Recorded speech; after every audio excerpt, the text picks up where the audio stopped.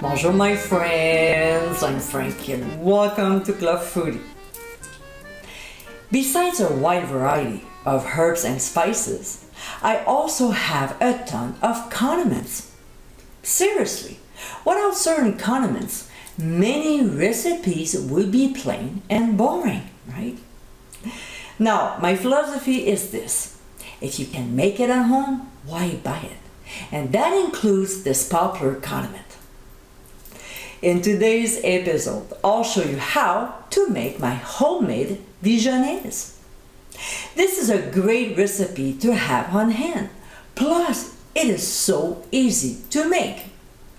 It's also much cheaper to make from scratch versus buying it from the store. So my friends, let's get cooking. In a small bowl, we'll add mayo. Now, last year, I shared with you my homemade mayonnaise recipe. So to view it, click on the top right corner of your screen. To this, we'll add Dijon mustard, not prepared mustard. We're making here Dijonnaise, not yellownaise. Alright? Then we'll pour in a little lemon juice.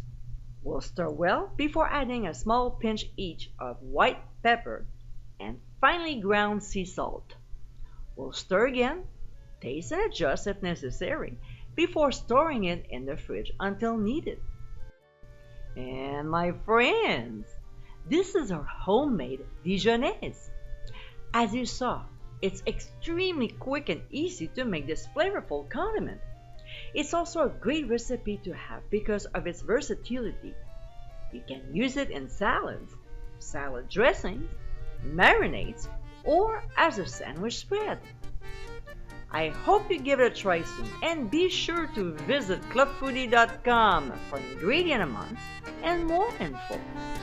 Until next time, my friends, bon appétit!